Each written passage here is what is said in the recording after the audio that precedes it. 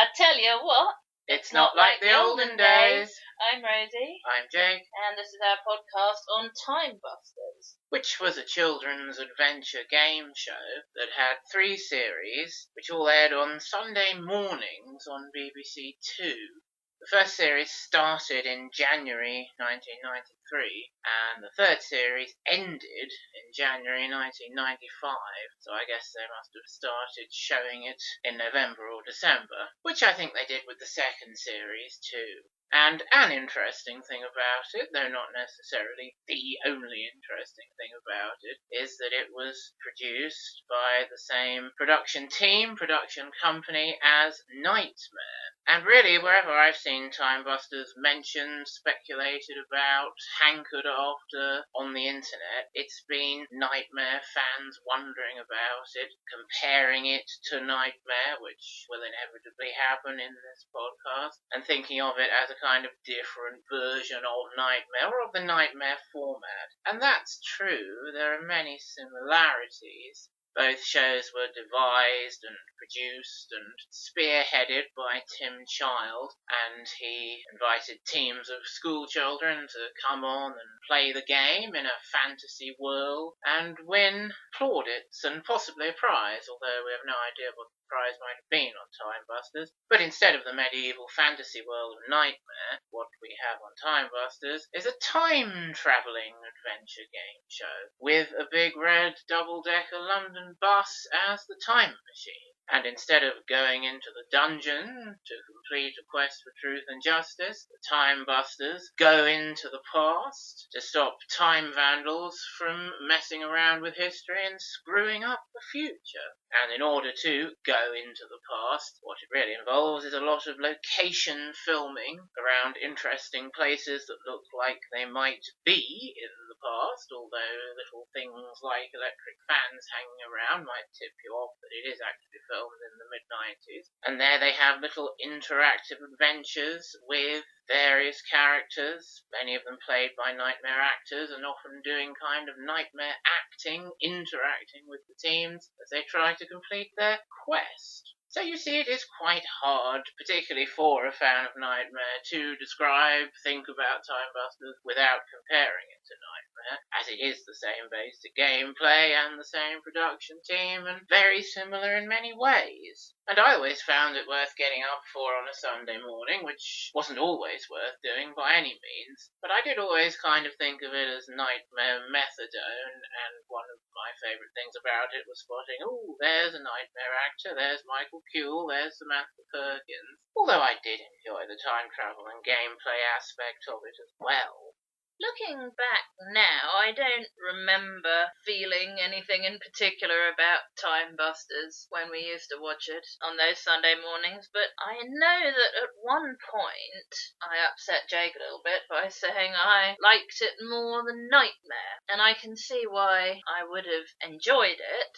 I liked the historical settings and costumes and characters and things. I've always liked that sort of thing, historical fiction, and perhaps as a child I was a little bit sort of shallow, thinking that the real places were better than the blue screen in Knightmare, and it perhaps kind of felt more real. The main factor, though, was that Knightmare had been on a television on video an awful lot, sort of practically every day, and Jake would always watch whatever episodes he'd recorded in between series, and I came to know it awfully well and perhaps be a bit bored of it, so Time Busters was a similar sort of thing, but it was new. So yes, through a combination of being a bit bored of Knightmare and liking the aspects of Time Busters that were a bit different for themselves, evidently I was enjoying it very much. That aspect of having new, similar material was really the only reason I enjoyed it all Virtually Impossible. But unlike Virtually Impossible, you can come back to Time Busters as a Knightmare fan and still enjoy it for what it is. During the summer of 1994, Tim Child must have been feeling pretty pleased with himself, making 3 TV shows for children's television to air in late 1994/early 1995, Knightmare, Virtually Impossible, and Time Busters. And yet, that was, in all 3 cases, the very last series, and he never made anything else for mainstream television again. So perhaps he felt a bit disappointed about that, but maybe not, because as we know from all 3 shows, Tim Child and Broadsword were getting very interested in virtual reality and were renamed in 1995 Televirtual, and it seems that they went on to design a lot of virtual reality for television and were a successful company to go to create VR for other things, which I'm certainly not saying is an invalid thing for them to do, but I just wonder if Tim Child would rather have still been producing his own material rather than giving that up for the sake of moving into working completely with VR. But there we are, some speculation. Now we'll have a little talk about the 4 episodes of Time Busters we've watched recently, and the only 4 we've ever watched since January 1995, which is a frighteningly long time ago now, all of which we've had access to thanks to Ewan, whose channel will be linked to in the description here, and that should give us a pretty thorough run-through of our thoughts on the 3 series. The 2 episodes from the first series we've seen are the 2-parter. And I always remembered that there had been a 2-parter in Series 1, and I'd been surprised driving off in the vintage car. Oh, end of Part 1, there's actually going to be another episode of it. So perhaps these 2 episodes don't tell us the whole story of the first series and give us all the information we need to know. But they do give us plenty of thoughts and information and things to say about the show. The first series is hosted by Michael Troughton as Professor McNulty, and also Tracy Jane White as the Professor's assistant apprentice, TJ. And like Neil Buchanan and Diane Yodale in the final series of Finders Keepers, each one of them looks after one team. Because in the first series of Time Busters we have the Red Time Busters team and the Yellow Time Busters team. And I certainly always remembered that in the first series, the red and yellow team were racing against each other, playing against each other, as is usually the case on game shows, to reach the time capsule, which is the object they're always trying to find and take back to the bus, take away from the Time Vandals to foil the Time Vandals' plans. A memorable, nice little artifact, the time capsule, the tube with the bit on each end, and a fair enough MacGuffin to drive the show. But then, of course, in this 2-parter, it turned out that the 2 teams were working together. One going after the time capsule, the Reds, and the other one going after the time machine that the Time Vandal had come in. The Time Vandal was still there hanging around. And from that bit at the beginning where Professor McNulty is talking about how there's going to be more time than usual, he also mentions the Time Vandal is here and we must find and destroy his time machine, or her time machine, with the Paradox gun. And that also appears to be unusual, not part of the gameplay of a normal 1-part episode. So I'm going to go out on a limb and say, normally, in Series 1, you do have the red team and the yellow team racing against each other for the time capsule, but for the 2-parter, the gameplay is different and kind of paves the way for the gameplay of the rest of the show. Wouldn't it be wonderful to see the episode of Series 1 where Nicola's team and Barry's team from Series 7 of Knightmare race each other to the time capsule? I was thinking that that particular format, if we're right about that, is just about the easiest game in the world to fix, isn't it? If you've got one team getting certain information from certain characters and the other team getting certain information from certain other characters, you can easily decide who gets the more useful information. And I just bet, knowing Tim Child and what happened to Nicola and what happened to Barry, in Knightmare, it was Barry's team that had the easy route to the time capsule. We can't prove any of these things, and it would be very interesting to see them and verify them. Barry's team wins. Verified. That 2-part episode was filmed at Summer Leighton Hall, very recognisable maze there, also seen on an episode of Interceptor, in a very memorable scene involving ambushing a contestant in the maze. And as everybody knows, Knightmare and Virtually Impossible were filmed in Norwich, in Norfolk, and Summer Leighton Hall is very nearly in Norfolk. It's just a few steps over the boundary into Suffolk. And the other two Time Busters locations we've seen in these videos are in Norfolk. Series 2 episode we're going to talk about is filmed on the North Norfolk Railway, which runs between Holt and Sheringham. They do a lot of filming at Weybourne Station there. And the Series 3 episode was filmed at RAF Swanton Morley in the middle of Norfolk. So it's perhaps a bit disappointing, and we're very grateful to have seen these episodes and aren't complaining at all. But we do believe there are other episodes filmed slightly further afield than Norfolk and just not Norfolk. And it would be interesting to know where else they might have gone around the country. I'd also like to see some episodes which are set before the 20th century. All three of those adventures are set in the 20th century, and I'm sure I have dim memories of the contestants going around some sort of monastery. I think they go to an apothecary in his dispensary, and then in the images and the music you can see knights and highwaymen and things. And for a long time we were saying, oh dear, I wish we could see Time Busters again. Why isn't there any Time Busters? And now we're saying, oh, I wish there was more Time Busters. It's rather a sort of spoilt mentality. The more you get, the more you want, really. So please don't think we're complaining or aren't grateful, Ewan, because that's not the case at all. But it does spark these thoughts and make one wonder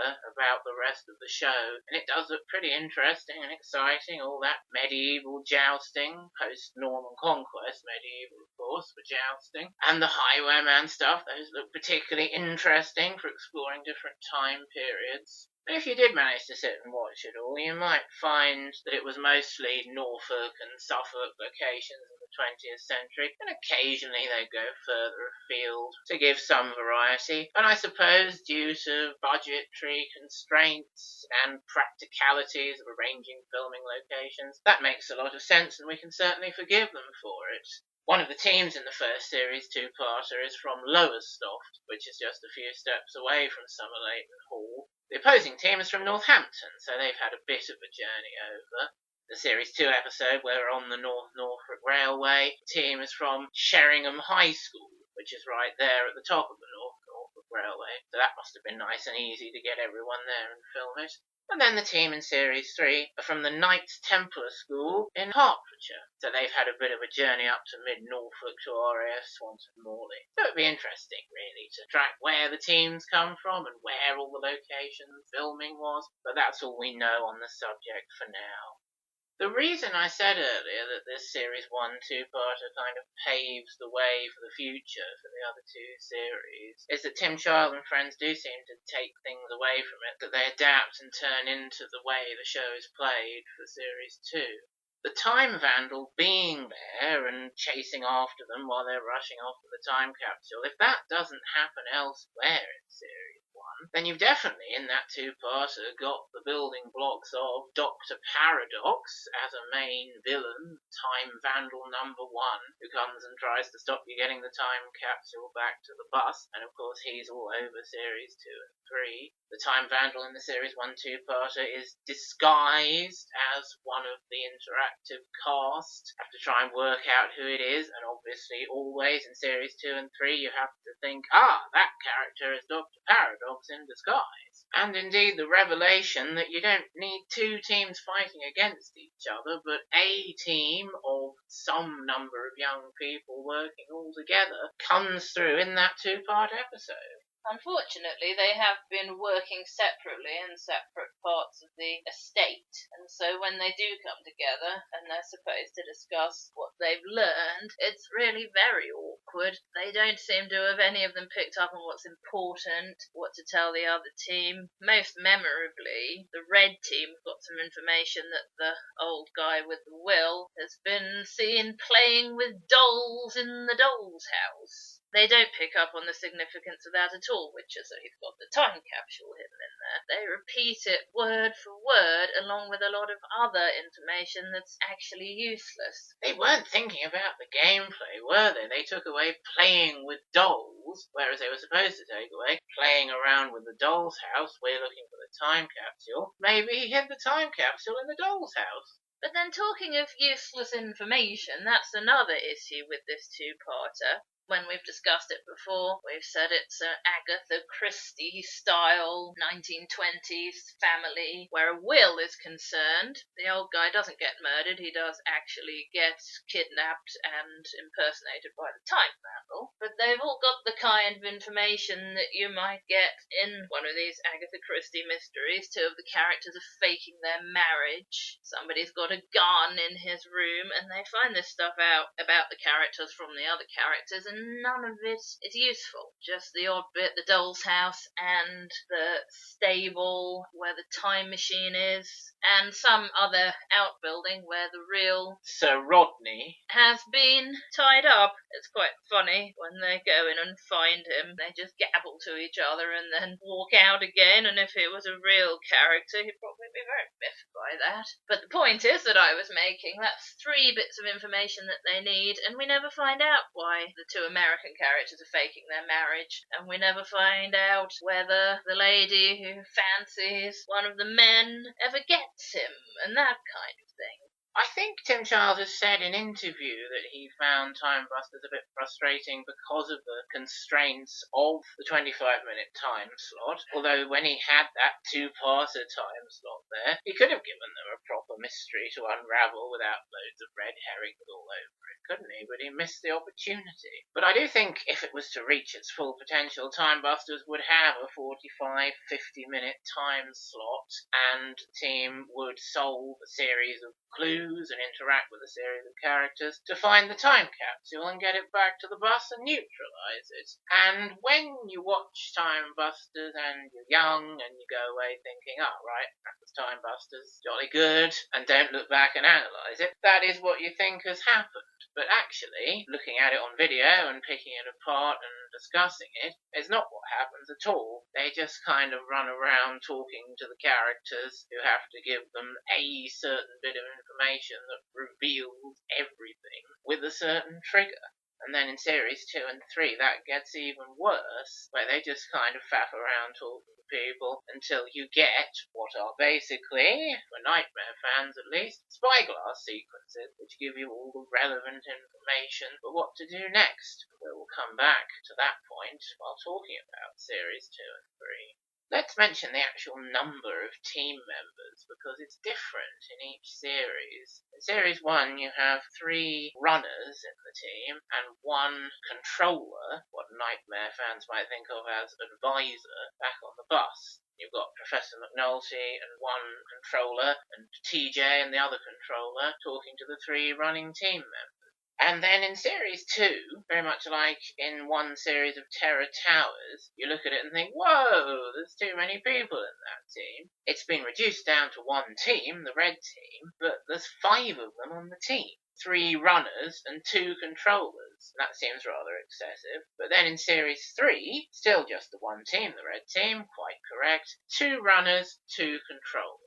And I think really when we make our ultimate best version of Time Busters with bits picked from all 3 series, that will be the configuration we go with. Red team, 4 people, 2 runners, 2 controllers, to balance out at its best the level of chat and interaction outside and inside the bus. Another one of these issues with the first series episodes we have that I keep bringing up is that it shows up how there's probably really too much thinking for 1 controller to do what actually happens, certainly in this 2-parter, possibly other episodes, is that the presenters really feed the controller everything, whichever team they're looking after. They're standing very, very close to the controller and pretty much telling them, tell him to say this, tell him to ask that, tell him to go here, tell him to look there. And a couple of times they will ask them questions, try and get them thinking in the right direction. But then, probably because it's it's a bit too complicated, really. They can't get the right answers, or not usually anyway. If they hear someone's in the maze, then they'll go to the maze, for instance. If they hear that something's gone on in the stable, they'll go to the stable. But most of the time, they're really not very clear on where to go. I like it when Michael Troughton says, "You suggest something."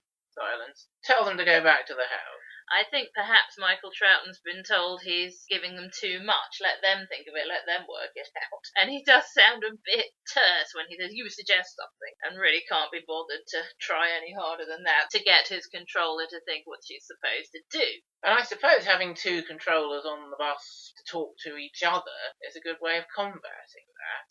Of course, in Series 1 you have the two on the bus, but they're on opposing teams, whereas if you have two on the bus being a team together, like Advisors on Knightmare, then you get team communication in the bus. The presenter hopefully doesn't have to feed them everything. Works well in theory, anyway. Now, what we just said about Michael Troughton as Professor McNulty really brings us to the point of what kind of a presenter slash actor slash character he is. That bit that we just talked about, "You suggest something, I think we better go back to the house," really shows something that I noticed most of all watching him in Series 2 presenting on his own when there wasn't so much going on. He doesn't seem like, so the bad points first, he doesn't seem like he believes in the world that they're trying to create. Like Hugo Mightis Treguard really buys into the quest. Sam in Incredible Games really seems quite frightened of the Black Knight and upset with Professor Granville Gravel, and we talk all about that on our Incredible Games podcast. James Mackenzie as Raven is brilliant at that, even though Raven wasn't in the Olden Days. And Ed in The Crystal Maze, who we've also praised very highly. Michael Troughton isn't really like that. He doesn't seem like he's this eccentric professor trying to stop the time vandals, neutralize the time capsule, cares that they find it because it's really high stakes time travel kind of stuff. As I said when we watched it yesterday, he's really just trying to get them through the episode. And when he's giving them prompts and things, he sounds more like a teacher trying to help you through a maths problem than Professor McNulty ought to sound in this situation, I think. I'm sure the fact that Michael Troughton had the part of Professor McNulty for Time Busters, and the fact that Michael Troughton is one of the two actor sons of the second Doctor, Patrick Troughton, are not wholly unrelated. I mean, possibly one of the Troughton brothers was headhunted for the role, and Michael agreed to do it, or they preferred Michael to do it. Possibly he came to an audition for Professor McNulty, and Tim Charles said, "Oh, yeah, the son of the second Doctor, we'll have that," because it kind of makes links with the genre and bolsters the show in that way. Very much tells you, aha, here's a time travel show with Michael Troughton to prove it. And it's not the only time travel show we've seen Michael Troughton in either. We'll be doing a podcast on Goodnight's Sweetheart within the next couple of years. But I'm not trying to say here Michael Troughton only got the part of Professor McNulty because of his dad and he's no good on the show, because I don't think that's true at all. However, I think it is a point worth mentioning, and it is relevant that there's a Doctor Who link in a show about time travel. The sole problem with Michael Troughton presenting Time Busters is, as you say, the fact that he doesn't do that aspect of the Treguard role well enough. To bring the show, to bring the world to life, your Treguard character, your Raven character, your Maze Master character has to be playing the role, presenting the show to the audience and to the team members, and keeping that all in balance and anchoring the world very believably. As he was saying to me when Michael Troughton's introducing us to the show and saying, "Hello, we're going to stop some time vandals." At the end of the show, "Do you think you could be a time buster? Then why not get in touch?" And at the beginning of the show, when he's saying to the team, "Let's watch this video and see what the time vandal's up to," there's absolutely nothing wrong with all that. And he creates the character of Professor McNulty and establishes his place in the universe perfectly well. But it's when you get to the gameplay, the talking to the teams that you get the problem. Because if ever Raven or Traegard or that sort of character says something to the team about the gameplay that's not particularly in character, it's also not out of character, and thus it becomes part of the character. Whereas with Michael Troughton, as you said, it does just seem like him as Michael Troughton trying to get them through the episode and not particularly trying to channel Professor McNulty and bolster the world in that way. What does work very well, which is in the middle of introducing and interacting with the team, is starting them off with Time Busters, go, go, go, go! Makes it quite exciting. And then beckoning them onto the bus when they're running to the bus at the end. That's quite exciting. And perhaps he is able to channel some of his real feelings if he is feeling quite excited at the end. I don't know how excited he is or how urgent he feels things are at the beginning, but as an actor he can certainly do a convincing go, go, go, it's so urgent. But then it's while they're actually trying to figure things out, get the information together, decide what to do, that perhaps he finds them a bit frustrating and he can't quite stay in character and steer them towards this, to be fair, quite complicated answer to whatever it is they're meant to be solving. So please don't think that Michael Troughton is anywhere near going on our blacklist or even our grey list. He is certainly on our valued contributions to shows we like list. But there are reasons that we have spotted and discussed and are now analysing that he is dropped from the show for the third and final series. It really struck me after watching the Series 3 episode yesterday how that Time Busters go and then the exciting tick-tock, tick-tock, tick-tock comes up as they run off had lost really everything in Series 3. Where Michael Troughton had said it in Series 1 and Series 2, and he ushered them off, and off they'd run. The personal presence there, that was an exciting, significant moment in the gameplay. But when it's just the V-actor red face in Series 3 saying Time Busters go, and they run off, it's very flat. And it really struck me watching the 4 episodes in a row how that was much less atmospheric and engaging. So in our Perfect Time Busters, we will have interactive human presence presentation on the bus with the 2 controllers, and certainly Michael Troughton can come and do it if he likes. He just needs to work a bit on channeling Professor McNulty into everything he does, and perhaps he can have a word with fellow veteran broadsword game show presenter Hugo Myatt about how to do that. When we hadn't seen Time Busters for a long, long time, we weren't able really to come to terms with or get over our shock at Professor McNulty not being there for Series 3 that we first felt. Not that it kept me awake at night, I don't know about you. I was absolutely knocked for 6 when it came back for Series 3 and there was no Professor McNulty. It's like, well, that's the Traegard character. So I couldn't understand or come to terms with the decision at all until comparatively recently when we watched that Series 2 episode and analysed it and realised that Michael Troughton did have that certain shortcoming in the role and that Tim Child was so very keen on computer graphics and V-actor and having shows presented by a V-actor face, be it a red, basically human face, or a purple fish and virtually impossible, it suddenly seemed to make more sense than it ever had before. We were saying that if Michael Troughton had made it pop, like Traegard, like Sam, like Ed, like Raven, Tim Child wouldn't have let him go, but if ifs and buts were candies and nuts, we'd all have a Merry Christmas. If Michael Troughton doesn't want to come and do our Perfect Time Busters, I'd be more than happy for TJ to come and do it. And it struck me, watching the first series episodes, of course, which is the only time I can see her, she did seem to be more into it, more emotionally invested than Michael Troughton. She is very excited when the team manages to gain entry into the house in the first minute of them setting off. They found a door. Oh, brilliant! And she smiles a lot. She seems really quite into it, and possibly, although again we can't know for sure because it never happened, but if she were presenting the show on her own and in the bus with two team members, she would be able to incorporate the character into that part of the gameplay. But of course, it's Professor McNulty who gets brought back for Series 2 because he's the main one. He's the Tregard character. And it seemed to make a certain amount of sense at the time. They don't have two teams anymore, so they don't need two presenters. They just need Professor McNulty there with the team. And I think that was partly what surprised me about him not being there in Series 3 as well. It was like, well, they've already got rid of TJ and decided that we need Professor McNulty. So where is he?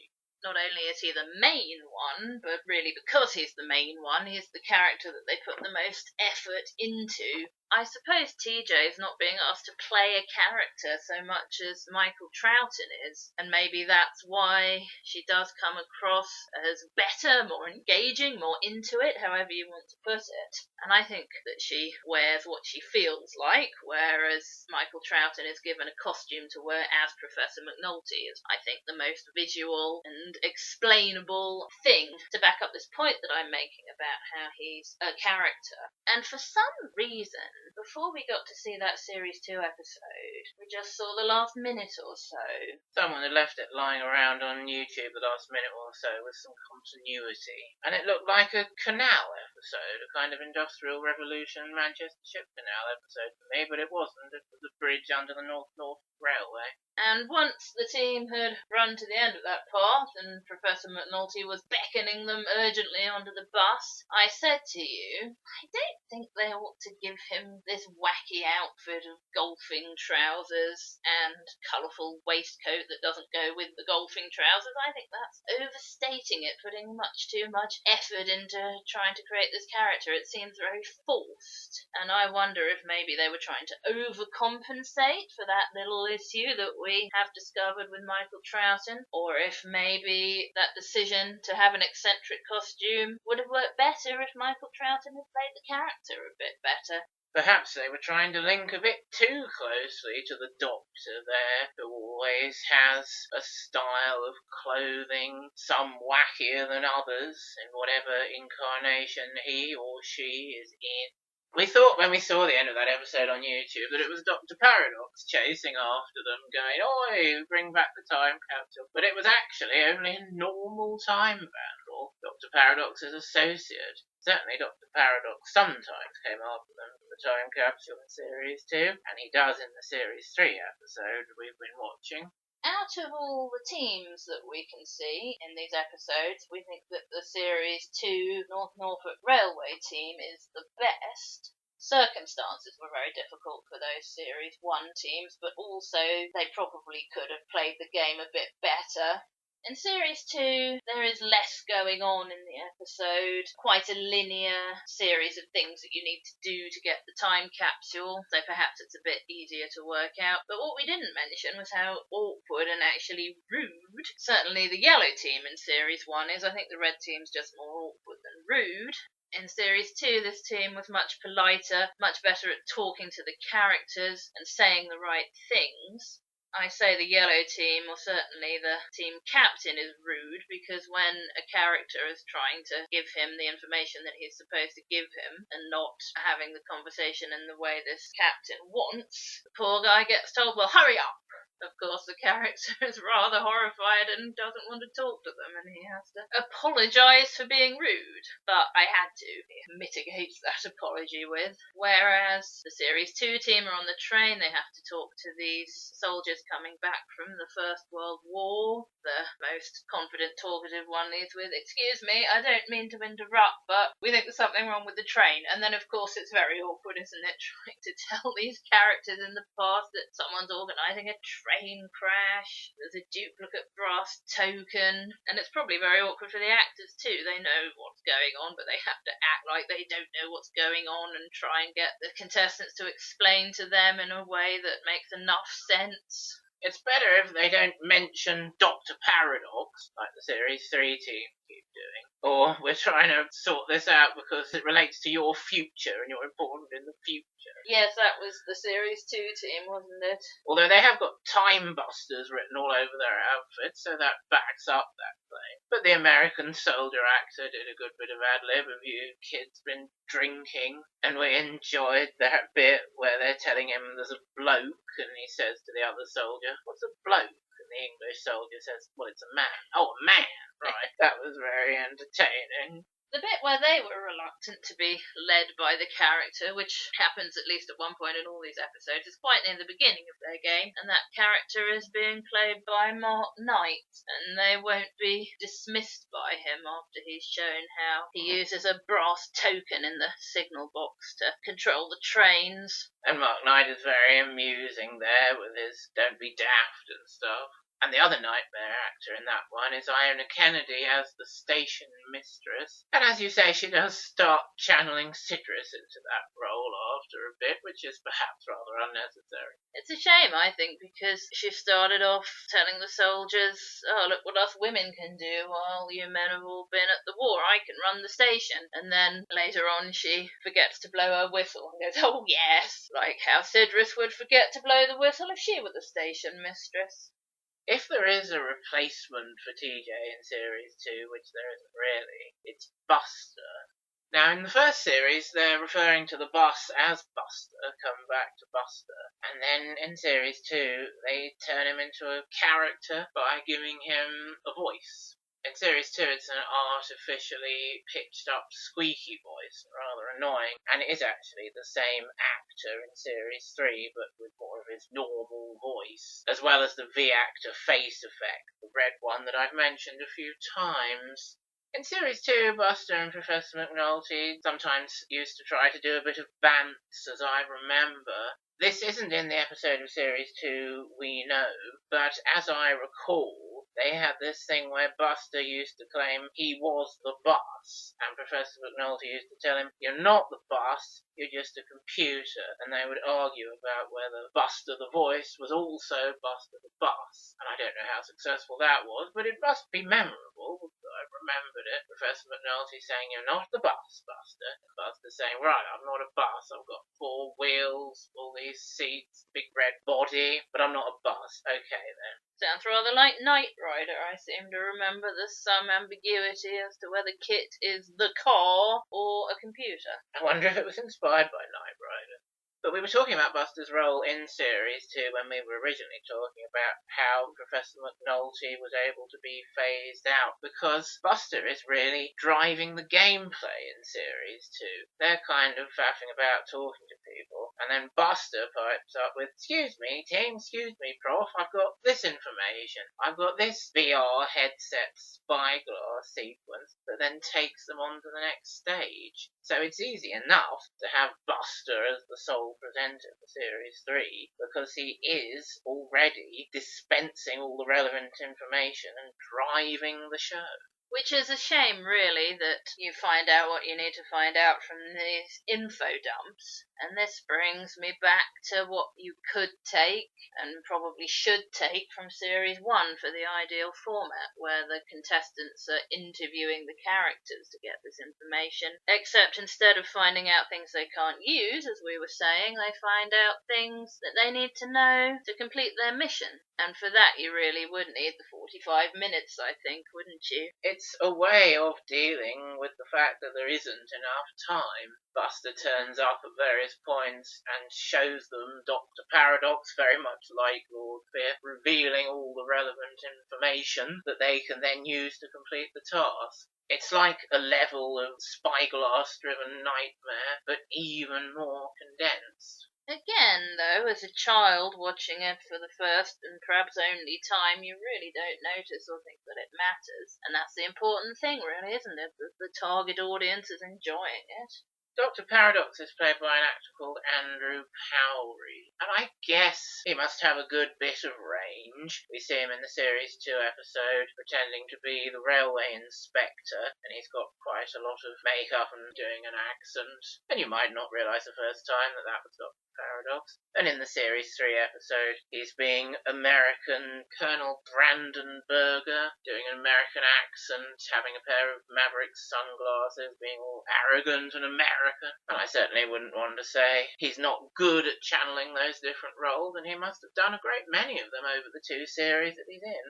The other thing to say about Series 2 specifically is that it has our favourite memory of Time Busters, and if we did actually get to watch this episode, it would probably turn out to be a false memory and not be nearly as good or exciting as we remember. But it was absolutely wonderful at the time. Sometimes, seemingly randomly, Dr. Paradox would turn up with his gun and say, "Give me the time capsule you've lost, right, get off back to your bus." Professor McNulty's like, "Oh no, we haven't won this week." And that always seemed very random, whether they were going to get back to the bus with the time capsule or not. Why does Dr. Paradox turn up and take it this week and not that week? Is there an unseen time factor? They've been playing in a certain amount of time and it's been edited for the show. We can't see how much time they've got left, but it is a timed exercise. That's what they'd have us believe for Series 3, where you get the countdown clock at the end, so perhaps they've realised for Series 2, like with the causeways in Knightmare, we need to put on a timer so it looks like the game is being governed by time, whereas really it's probably being governed by whether Tim Child wants you to win it or not. But yes, in one of these Series 2 episodes where Dr. Paradox does turn up with his gun, the team had been following a series of clues on these rolled pieces of paper, scrolls, that had somehow led them to the time capsule. Don't remember what the clues were or why they had to follow them or why it was like that in that particular episode, but there it was. And there was this boy, Time Buster, holding the time capsule and this rolled up roll of paper. And Dr. Paradox had said something like, "Give me the time capsule, throw me the time capsule, and off you go." And this canny Time Buster drops something round and long to the ground, and then off they go back to the bus. But of course, it wasn't the time capsule. He very sneakily dropped the roll of paper. And so, of course, they're off back to the bus with the time capsule. Dr. Paradox goes to pick up the time capsule, discovers its scrolls, and is shaking his fist and growling after them. And they get back to the bus. Professor McNulty gets his time capsule from the boy. And Professor McNulty says, as I recall, with genuine surprise and perhaps enthusiasm, "Oh, well done!" Like he wasn't expecting to receive a time capsule that week. Tim Child had decreed that they weren't going to win. But, like all the best sports players, this boy had found a way to win and tricked Dr. Paradox with the resources at hand. And as I recall, there was the close-up, undoubtedly filmed afterwards. We see the paper dropping into the shot and, "Oh, that's not the time capsule. Dr. Paradox has fallen for it." And that really is the most memorable Time Busters moment, I think. And yes, from the reaction of Michael Troughton, I do believe it was a genuine piece of brilliant, unexpected gameplay from that Time Buster. So there's one memory that is still untapped by reality, and in many ways I hope it always stays that way. The time capsule, of course, is this huge deal, but then in that Series 2 episode particularly, they've got Professor McNulty beckoning them onto the bus, and in they go, and then whoops, that's the end of the show. See you next time, apply to be on Time Busters if you want, which is rather an inglorious ending after all that. So I do think one improvement that Series 3 makes, as well as the number of players, is that we see them neutralise the time capsule. They bring it onto the bus, and before their countdown gets down to 0, they have to stick it in this piece of Buster, and then it says time capsule neutralized, and you go, "Oh, phew." That's much better, isn't it? They clip it into this kind of circuit board thing, and yeah, you can see that it's being neutralized by Buster's equipment. Obviously, they have to do that because they can't hand it to Michael Troughton anymore because he's not there, but it does look better on screen.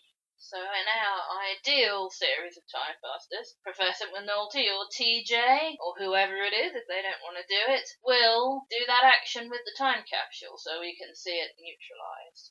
Speaking of things flashing up on the screen, it's inevitable to notice how Tim Child loves his graphics and does develop them more and more throughout Time Busters. It's mainly just the map in Series 1, and they've got the man moving the mouse cursor that Tim Child would like us to believe is equipment tracking the movements of the actual contestants. And they have a map like that in all the series. I suppose that map was more effective in the first series, where it was a yellow spot or a red spot, and you used it to see which team was doing what. But you get more and more going on the screens, Busters screens in Series 2 and 3. And they like to go on about icons and select this icon and that icon and hear about Dr. Paradox and see a picture of the time capsule. And indeed, even Traegard talks about screen icons at one point in Series 7 of Knightmare. And all over Virtually Impossible, you've got people, Codsby, everyone talking about icon this and interface with this icon and stand on that icon. So Tim Child obviously likes the concept of a screen icon for gaming and includes them as much as possible. We've talked about various things that remind us of Knightmare, and we've also talked about Dr. Paradox reminding us of Lord Fear. And one thing he does, which reminds me very much of Lord Fear, is have a little section at the beginning of the Series 3 episode where he goes, ha, I'm going to vandalise time. And I suppose he does that at the beginning of every Series 3 episode, and Lord Fear never did that, but he did get to do the introduction of Series 6, 7 and 8 of Knightmare when he was being and had been really bigged up. And in that way, Dr. Paradox is getting bigged up from not being in the first series, rather like Lord Fear wasn't in the first 4 series of Knightmare, to being the main villain in Series 2, rather like Lord Fear in Series 5, to being so important that he gets his own little segment. Dr. Paradox is the regular human presence in Series 3, so I guess adding a bit of presenting to us to his role makes a certain amount of sense. But obviously they felt that Buster, as a face and voice, was capable of doing the rest of the presentation on his own. And I think really overall, as has been said, that is a mistake. Another way Dr. Paradox reminds me of Lord Fear is that he comes into the show as the main baddie and takes over, is now the boss of existing antagonists. With Lord Fear, it's very much the goblins, the assassins, possibly the skull ghosts. It's the same phenomenon with Navar and Raven. Navar first appears in Series 2, and before we know where we are, all the demons are Navar's demons.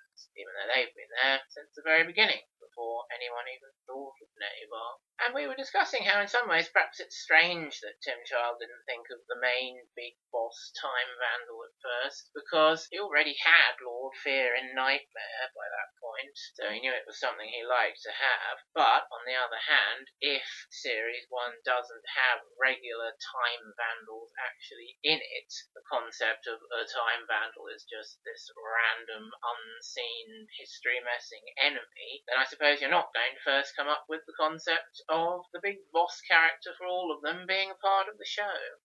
As we mentioned, Mark Knight and Iona Kennedy's role in the Series 2 episode, it's only fair to mention the 2 Knightmare actors in the Series 3 episode that we've seen. One of them is Samantha Perkins, who played Andrada and Malice in Knightmare. She's a member of the RAF of WAF whom Dr. Paradox is using and has got caught up in his plot. He's getting her to swap the sugar in the WAF's breakout area for hallucinogenic drugs that look like sugar. And then this team is awfully gabbly and they will not remember the name Colonel Brandenburger. And Samantha Perkins has to deal with that, and they're trying to get her to give them the drugs with no reasonable explanation.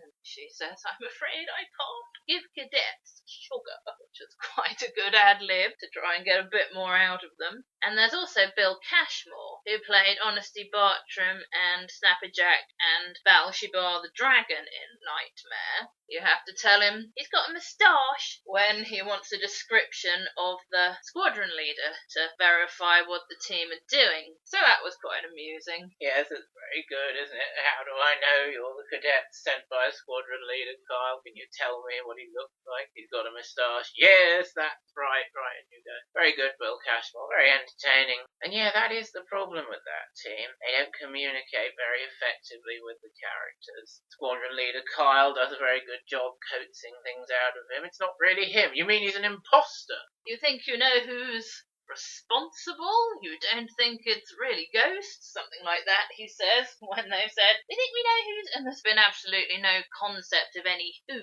doing anything. He manages to make sense of it in a believable way. And the time when they're really reluctant to be led by the character is when he wants to just test a little bit of the drugs to see that it's not sugar, and the controllers are going, knock it out of his hand, and that kind of thing, because they think it's going to give him hallucinations, and when he does taste a little bit, they sort of slump like, oh, that's it then, we're dead. But no, he did really need to test the drugs to make sure they were drugs. That's the sort of occasion where you need someone physically on the bus with them. All Buster can do in that position is intervene with his voice, and they can kind of shout over him. Whereas Michael Troughton, if he was on the ball, might kind of interpose himself physically, as Traegard does at times. Hold still, team, for example. Traegard interposing his arms into the advisors.